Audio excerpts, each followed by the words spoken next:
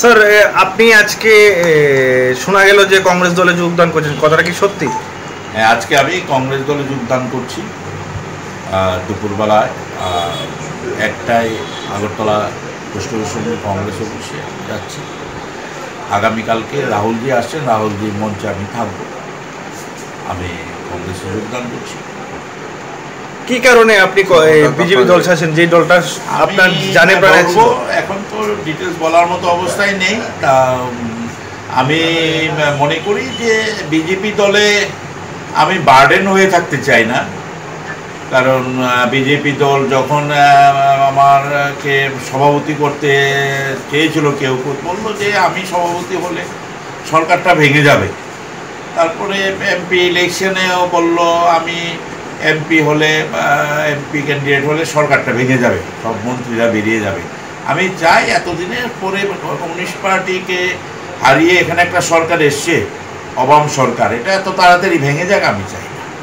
আপনি কি এই পশ্চিম আসনে কোনো ক্যান্ডিডেট হওয়ার সম্ভাবনা আছে? আমি আজকে পার্টিতে জয়েন করছি।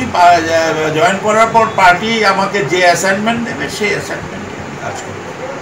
স্যার কেন বিজেপির দুর্দিনে আপনি ছিলেন, সারা রাজ্য চষে বেড়াচ্ছেন এবং পার্টিকে দলকে ক্ষমতায় এনেছেন, তো হঠাৎ আপনি আজকে কেন বিজেপি ছাড়তে বাধ্য হলেন? আমি বিজেপিতে গিয়েছি, আমাদের একটাই লক্ষ্য ছিল যে কোনো মূল্যে কমিউনিস্ট পার্টিকে এই রাজ্য থেকে উৎখাত করা, 25 বছর অপশাসন থেকে মুক্ত করা। সেটা আমি যখন বিজেপিতে গিয়েছি, আজকে যে চিফ মিনিস্টার উনিও 2 বছর পরে এসছেন, আমি তখন 1% ভোট ছিল। আমার একটাই লক্ষ্য যে কোনো মূল্যে কমিউনিস্ট পার্টিকে উৎখাত করা, সেটা আমরা করেছি। এবং সেটা এখন আমাকে রাজ্যের মানুষের, কারণ আমাদের রাজ্য, আমাদের মানুষ, আমাদের ভবিষ্যৎ প্রজন্ম, আমাদের সুশাসন দিতে হবে।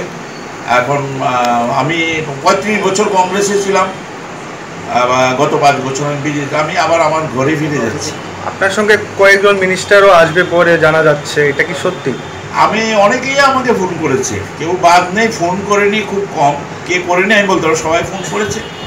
কেউ বিভিন্ন রকম বলেছে, তবে সবাই আমার সঙ্গে যোগাযোগ করেছে।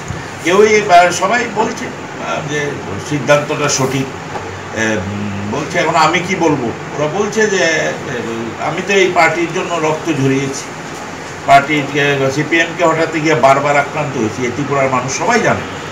সুতরাং আমার মনে হয়, আমি কোনো দোষারোপ করতে চাই না, কিন্তু আমাকে ওরা বার্ডেন মনে করছে। আমি বার্ডেন হয়ে থাকতে চাই না ভারতীয় জনতা পার্টি। স্যার আজকে আপনার সাথে কতজন যোগ দিচ্ছে? আমার সাথে আমি কোনো কাউকে বলি, এটা সবাই বলছে। এখন আমি যাচ্ছি, পরবর্তী দেখা যাবে কাকে বলবো কাকে বলবো না। সবাই বলছে চলে যাবে। এখন আমার কাছে কয়েকশো পুলিশ, রমস্য নেতৃত্ব, ওরা বলছে, আমি কি বলবো? আরে এখন যার যখন মন্ত্রী যাবে। আমি ওইসব সংখ্যার বিচারে কোনো লড়াইয়ে বিশ্বাস করি না। আমি বিশ্বাস করি যে মানুষের জন্য রাজনৈতিক দল মানুষের পাশে থেকে কাজ করে। ঠিক আছে, ঠিক আছে।